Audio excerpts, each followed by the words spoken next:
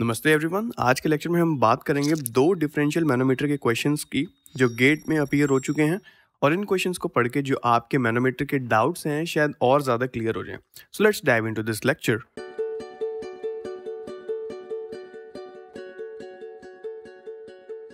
तो जो पहला क्वेश्चन है हमारे पास, ये कहता है a pipe carrying water is attached to a differential gauge, deflection in mercury gauge is 0.6 metre, the PA minus PB is मतलब pressure in A minus pressure in B, मतलब difference in pressure at point A and point B is dash metre of water. मतलब जो भी pressure आएगा point A point B का difference, उसको हमने metre of water में कन्वर्ट करके इन लोगों को बताना है। ऑलराइट, तो सबसे पहले तो ये देखते हैं कि PA माइनस PB क्या होगा। उसके लिए मैंने एक सिंप्लीफाइड एक इमेज सी बनाई हुई है जिसपे हम कैलकुलेशंस करेंगे, और इस वाली इमेज को मैं नहीं छेड़ रहा अभी। इसमें अगर हम कैलकुलेशन करें तो मैंने ना कुछ नेमिंग करी है हाइट्स की। इन हाइट्स की नेमिंग करने की बिल्कुल ज़रूरत नहीं थी, जितना हमें डाटा दिया हुआ है ना ये 0.6 मीटर और कोई भी डाटा नहीं दिया हुआ, तो ये बिल्कुल सही है इस क्वेश्चन के लिए। लेकिन क्योंकि हमारा पहला क्वेश्चन है डिफरेंशियल मैनोमीटर्स का, तो इसको इजी बनाने के लिए मैंने इसमें कुछ हाइट्स को भी इंट्रोड्यूस किया है। तो जैसे कि आप देख पा रहे हो कि पॉइंट A से लेकर मैनोमेट्रिक फ्लूइड तक की जो हाइट है वो है x, फिर जो डिस्टेंस हमें क्वेश्चन में गिवन है वो है 0.6, और उसके बाद जो बच डिस्टेंस बच गया मैंने उसको दिया y के नाम से। ऑलराइट, और इस फ्लूइड का जो लोअर पोर्शन है और ये वाला जो पोर्शन है इसको मैंने नाम दिया z। और उसके बाद आगे चलते हैं, और यहाँ पे मैंने कोई नेमिंग नहीं दी, वो आपको पता चल जाएगा क्यों। ऑलराइट, जितने भी हम क्वेश्चंस करते हैं मैनोमीटर्स के, तो उसमें हम क्या करते हैं, उसको दो पार्ट में डिवाइड कर देते हैं, एक लेफ्ट साइड और एक राइट साइड। फिर हम ये कोशिश करते हैं कि जो लेफ्ट साइड वाला प्रेशर है वो राइट साइड वाले प्रेशर के इक्वल हो जाए। देखो ऐसा कोई रूल नहीं है, लेकिन क्वेश्चन को ईजी बनाने के लिए मैं इस तरीके से अप्रोच क्रिएट करता हूँ। सिमिलरली इस क्वेश्चन के लिए भी मैंने इसको दो पार्ट में डिवाइड किया, लेकिन आप क्या कर सकते हो कि सभी प्रेशर को कंबाइन करके जीरो भी कर सकते हो, या फिर इस मैनोमीटर में किसी भी पॉइंट पे प्रेशर जो है आप कैलकुलेट कर सकते हो। देखो क्योंकि ये जो सिस्टम है ये स्टैटिक सिस्टम है, मतलब जो लेफ्ट साइड वाला प्रेशर है वो राइट साइड वाले प्रेशर के इक्वल होना ही चाहिए, क्योंकि अगर कोई भी प्रेशर ज़्यादा हुआ तो वो फ्लूइड जो है उसके अपोजिट मूव करने लग जाएगा। जैसे राइट साइड का प्रेशर ज़्यादा है तो वो लेफ्ट की तरफ मूव करने लग जाएगा, लेकिन हमारा सिस्टम मूवेबल थोड़ी है, ये तो स्टैटिक सिस्टम है। दैट इज़ वाई जो प्रेशर है वो हर पॉइंट पे सेम ही आएंगे, लेफ्ट साइड वाले राइट साइड के इक्वल ही आएंगे।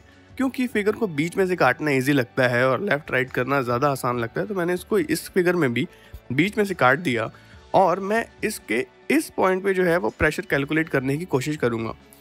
अब मैं देख पा रहा हूँ कि जो हमारा लेफ्ट साइड वाला सेक्शन है उसमें जो है कंबाइंड मैनोमीटर का यूज़ किया हुआ है, उसमें इन्वर्टेड मैनोमीटर भी है और एक यूट्यूब डिफरेंशियल मैनोमीटर भी है, उसको कंबाइंड वर्जन है, तो मैंने उस सेक्शन को नाम दिया सेक्शन A। सिमिलरली जो राइट साइड वाला सेक्शन है उसको नाम दिया मैंने सेक्शन B। ऑलराइट, तो हमें पता है कि सेक्शन A का जो प्रेशर है वो सेक्शन B के प्रेशर के इक्वल आना चाहिए। तो सबसे पहले स्टार्ट करते हैं सेक्शन A के प्रेशर्स को कैलकुलेट करना, और स्टार्ट करते हैं पॉइंट A से। तो पॉइंट A पे कुछ ना कुछ प्रेशर होगा, दैट इज PA। अब मैंने आपको बताया कि अगर हम ऊपर जाते हैं तो जो प्रेशर है वो डिक्रीज होता है उस पॉइंट के रिस्पेक्ट में, तो minus rho W G X minus rho W G 0.6 minus rho W G Y. ये तो हुआ सेक्शन A के लेफ्ट साइड वाले पोर्शन की बात। अब सेक्शन A के जो राइट साइड वाला पोर्शन है उसमें क्या आएगा, क्योंकि हम ऊपर गए तो प्रेशर को हमने सब्ट्रैक्ट किया, अब हम दोबारा से नीचे आ रहे हैं तो हम फिर से प्रेशर ऐड करते चले आएंगे, क्योंकि जो प्रेशर है सिर्फ हाइट पे डिपेंड करता है, plus rho W G Y plus rho W G 0.6 plus rho M जो मैनोमेट्रिक फ्लूइड की डेंसिटी हमारी इंटू जी इंटू जेड, क्योंकि मैंने इस पोर्शन को जेड से डिनोट किया है। तो ये आगे मेरे सेक्शन A का टोटल प्रेशर जो सेक्शन A से क्रिएट हो रहा है। अब देखो इस सेक्शन A के अंदर ही खुद ब खुद जो प्रेशर्स हैं वो कैंसिल आउट हो रहे हैं, जैसे कि ये negative rho W G into 0.6 और positive rho W G into 0.6। Rho W का मतलब है density of water. Similarly negative rho W G into Y और positive rho W G into Y. Alright, अब आप यहाँ से देखो कि ये कौन सी साइड वाले प्रेशर्स हैं। एक तो है ये वाला प्रेशर और एक है ये वाला प्रेशर। हम यहाँ से क्लियरली देख सकते हैं कि जो प्रेशर है वो सिर्फ हाइट पे डिपेंड करता है, मतलब पॉइंट A के रेस्पेक्ट में इस पॉइंट की जो हाइट है वो भी सेम है और इस पॉइंट की जो हाइट है वो भी सेम है।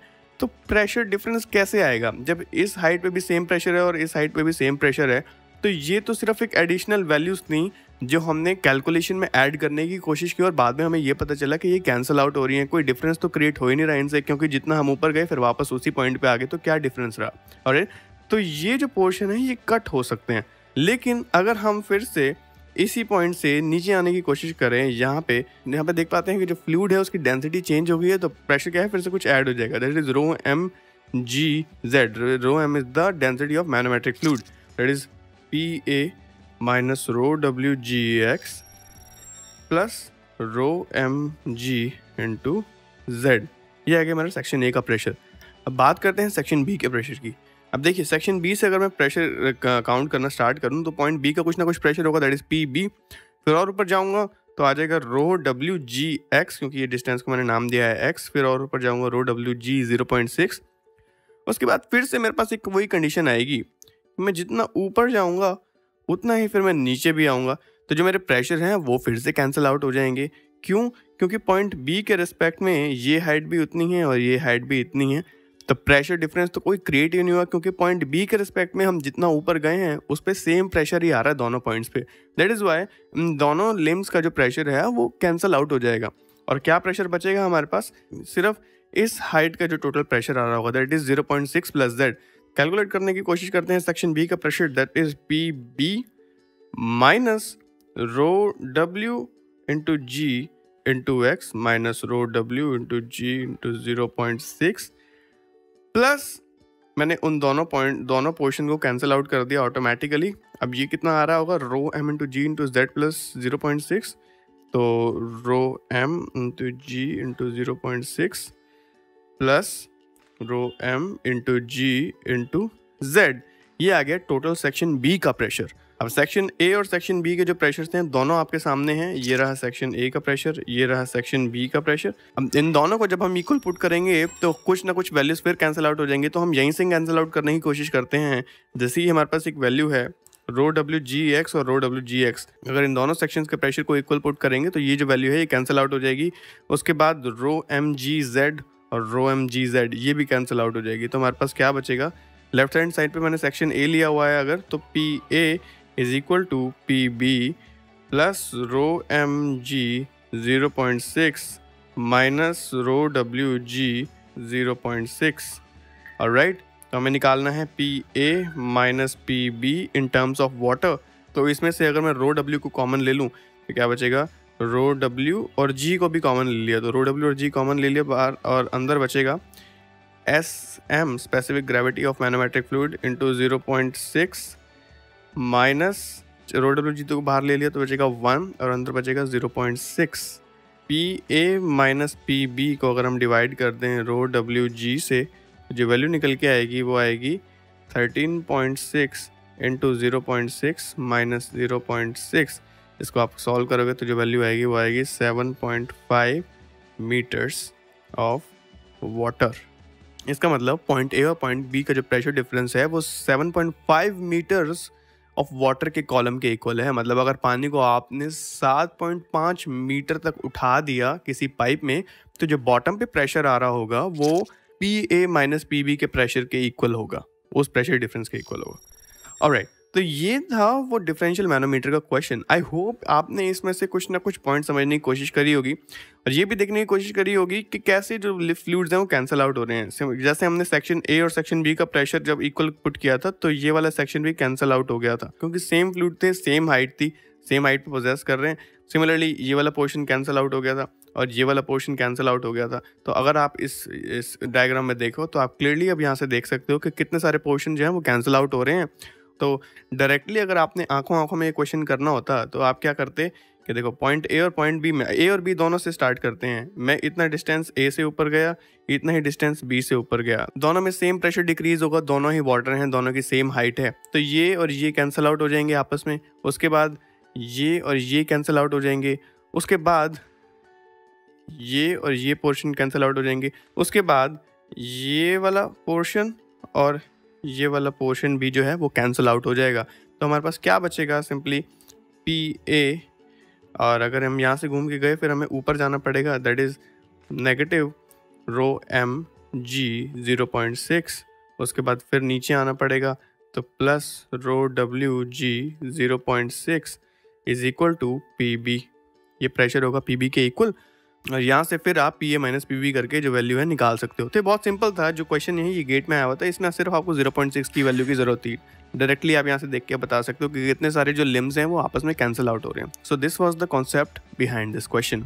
बढ़ते हैं अपने नेक्स्ट क्वेश्चन की तरफ। ये कहता है 2 pipelines, one carrying oil with mass density 900 kilogram पर metre cube and other water are connected to a manometer as shown in the figure. By what amount the pressure in water pipe should be increased so that the mercury level in both the limbs of the manometer become equal? अच्छा, ये कह रहा है कि oil और water की 2 pipelines हैं और उन दोनों पाइपलाइन के बीच में एक मैनोमीटर इंस्टॉल किया गया है, तो कुछ डिफ्लेक्शन देखने को मिला। ये कह रहा है कि ऑयल का जो प्रेशर है वो ज़्यादा है वाटर से, तो वाटर का कितना प्रेशर बढ़ाया जाए कि ये जो लिक्विड्स हैं ये सेम हाइट पे आ जाएं। ऑलराइट, तो एक फिगर मैं बनाता हूँ पिछले वाले क्वेश्चन की तरह, ताकि हम उस पर कैलकुलेशंस कर सकें। अच्छा, पहले हम इस नॉर्मल फिगर पे की बात करते हैं। ये मेरे को जो फिगर गिवन है, इसमें लेफ्ट हैंड साइड जो है ऑयल है, राइट हैंड साइड वाटर है और नीचे जो है मैनोमेट्रिक फ्लूइड है जिसका नाम है मर्क्यूरी। और हमें मर्क्यूरी के बीच का जो डिफ्लेक्शन है वो 20 सेंटीमीटर गिवन है, और लेफ्ट हैंड साइड और राइट हैंड साइड हमें उसकी हाइट जो है वो गिवन है पाइप के क्रॉस सेक्शन से। ऑलराइट, तो स्टार्ट करते हैं। उसने कहा है कि जो मर्क्यूरी का लेवल है वो इक्वल हो जाए। मर्क्यूरी का लेवल इक्वल हो जाएगा, इसका मतलब वो कुछ यहाँ पे आ जाएगा। इट मीन्स अगर ये टोटल हाइट 20 सेंटीमीटर है तो उसको 10 सेंटीमीटर नीचे यहाँ से आना पड़ेगा, तभी तो वो 10 सेंटीमीटर ऊपर उठ पाएगा और जो मर्क्यूरी का लेवल है वो सेम हो जाएगा। अब मर्क्यूरी का लेवल सेम हो जाएगा तो हमें और क्या क्या चेंजेस का सामना करना पड़ेगा। राइट हैंड साइड वाली हाइट अगर देखें तो वो है 1.5 मीटर, वो 1.5 से 0.1 और ऐड हो जाएगी तो वो हो जाएगी 1.6। सिमिलरली यहाँ पे जो 3 मीटर की हाइट है वो 0.1 सब्ट्रैक्ट हो जाएगी तो वो हो जाएगी 2.9। तो उसी का एक रिफाइंड वर्जन जो है वो मैंने यहाँ पे बनाया है। यहाँ पे मैंने मर्क्यूरी के दोनों लेवल्स को इक्वल दिखाया है और जो हाइट्स हैं उनको भी मैंने सब्ट्रैक्ट और ऐड करके ही आपको इसमें दिखाया हुआ है इस फिगर में। तो ऑयल का जो प्रेशर आ रहा होगा वो आ रहा होगा P0, सिमिलरली वाटर का प्रेशर आ रहा होगा PW। लेकिन जब लेवल्स इक्वल हो जाएंगे तो वाटर का जो प्रेशर है वो कुछ ऐड होगा, that is PW plus delta P। Alright, तो इसके रिस्पेक्ट में हम सबसे पहले इस वाले मैनोमीटर को सॉल्व करने की कोशिश करते हैं और देखते हैं यहाँ पे हमें क्या डिफ़िकल्टीज आती हैं। देखो, जो हमारी रेफरेंस लाइन है, मतलब इस पॉइंट पे जो प्रेशर होगा वही प्रेशर इस पॉइंट पे होगा, तो डायरेक्टली हम पाइप से जो फ्लूइड का प्रेशर आ रहा है उसी को नोटिस कर सकते हैं और इन दोनों लिम्स में जो मर्क्यूरी है उनके प्रेशर को नेग्लेक्ट कर सकते हैं क्योंकि वो कैंसिल आउट हो जाएंगे ऑटोमेटिकली। तो ये प्रेशर जो आएगा वो आएगा P0 plus rho O, that is density of oil into G into 2.9 meter will be equal to PW plus delta P plus density of water into height of water into G. So density of water into G into height of water, that is 1.6 meters. अब क्योंकि आपको change in pressure बताना है तो आप delta P को side ले जाओ और बाकी सारी टर्म्स को राइट हैंड साइड ले जाओ, तो ये बचेगा P0 minus PW plus row not G into 2.9 minus rho W G into 1.6, ये आएगा टोटल प्रेशर। अच्छा, अब हमें निकालनी तो है वैसे डेल्टा P की वैल्यू, लेकिन यहाँ पे हम एक पॉइंट पे आ गए कि ये P0 माइनस PW की जो वैल्यू है वो क्या है। अभी P0 माइनस PW की वैल्यू हमें इस मैनोमीटर को सॉल्व करने से मिल सकती है। यहाँ पे P0 और PW का जो डिफरेंस है वो ऑलरेडी निकाल सकता हूँ। कैसे? तो जो मेरी रेफरेंस लाइन है अब वो ये हो जाएगी और इस रेफरेंस लाइन के रिस्पेक्ट में मैं चीज़ों को कैलकुलेट करूँगा। तो लेफ्ट हैंड साइड वाले लिम्ब का जो प्रेशर होगा वो राइट हैंड साइड वाले लिम्ब के प्रेशर के इक्वल होगा। तो इस फिगर को नीचे ले आते हैं। तो लेफ्ट हैंड साइड से जो प्रेशर आ रहा है वो आ रहा है P0 plus rho O into G into 3 metres is equal to right hand side का pressure, that is PW plus rho W into G into 1.5 plus manometric fluid rho M into G into 20 centimetre को metre में convert करें तो 0.2 metres. Alright, तो यहाँ से P0 minus PW की जो भी वैल्यू आएगी उस वैल्यू को आप इस इक्वेशन में पुट कर दोगे, वहाँ से आपको डेल्टा P की जो वैल्यू है वो मिल जाएगी। जो आंसर आएगा वो पास्कल्स में आएगा, अगर उसको आप किलो पास्कल्स में कन्वर्ट करोगे तो जो वैल्यू निकल के आएगी वो आएगी 24.7 kilo pascals. That is A option is the right answer. अब कैलकुलेशन करना मेरा ज़्यादा यहाँ पे कंसर्न नहीं है, मेरा कंसर्न है आपको कॉन्सेप्ट बताना। तो नेक्स्ट लेक्चर में हम बात करेंगे माइक्रो मैनोमीटर्स की और देखेंगे मैनोमीटर्स की क्लासिफिकेशन को। तब तक के लिए आप लोग पढ़ते रहिए, अपने गेट IES JEE की तैयारी चालू रखिए। मिलते हैं नेक्स्ट लेक्चर में।